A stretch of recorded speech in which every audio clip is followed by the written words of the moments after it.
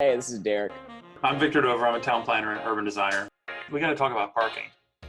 The county recently upzoned a ton of land around the South Day Transitway so that when that's redone as a bus rapid transit line, lands that will have the right to go higher, be denser, and all of that. They didn't change the parking requirement. And I think that's really curious. It's kind of left baked in that old assumption that you need a lot of parking spaces per unit. And everybody's going to drive for everywhere, and the transit is just this little frill or luxury on the side. If we really want people walking and biking and using transit, and we want to promote affordable housing, we got to fix that genetic flaw, because the minimum parking requirements, they are the embodiment of the law of unintended consequences. It will make no sense to look at this brand new busway and see an apartment building with an equal size or taller parking garage right next to it. Basically, rents are rising faster than incomes, and so you got to look at all the variables. Well, one of the variables is the per unit land cost. Like, basically means to a developer, before you start, how much are you already going to have to spend per unit just to get permission to give the keys to somebody before you construct anything. And one of those big costs in both land and construction will be the parking spaces. So if you're trying to get transit-oriented development, but you require a lot of parking to be built, then you're going to get what we see at Brickell. The base of all those buildings are gigantic silos of parking, constructed at a cost of $25,000 or $30,000 or $35,000 per space. The cost of which is then set down on the shoulders of the rent payer or the condo buyer.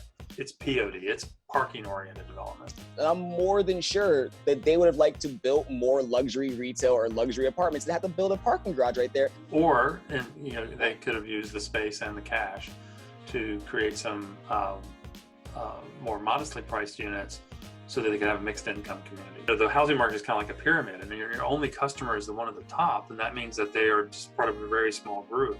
You can afford to get in on what you're selling, and you can get to the middle income households, and the households of more modest means. There are a lot of those, and so they actually miss out on some of the potential market segments that could be satisfied. And wouldn't we rather have mixed income communities anyway, instead of these enclaves of the super rich and concentrations of poverty? You're getting a few people the car optional lifestyle or the car light lifestyle, where they might have one car per household, or they don't need to use their car very often.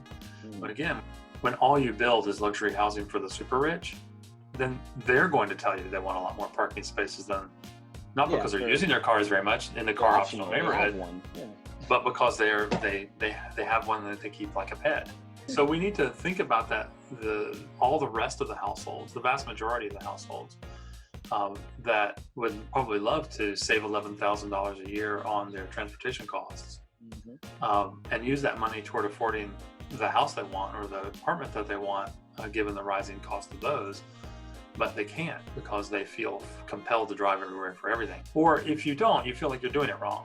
Like, you might see a sidewalk on the side of the road, right concrete sidewalk, 4 or 5 feet wide, right next to the curb with the whizzing traffic going back and forth, no trees, no bike lane, and somewhere along the way, as you walk down that 5-foot sidewalk, half of it disappears under a bus bench, if there's any transit there at all. So if you're walking in that situation, then the message that you're getting is that you're doing it wrong, because you're probably sunburned, you might be a little bored, maybe given what's this environment that you're presented with is lack of dignity, you might even be a little embarrassed or fearful.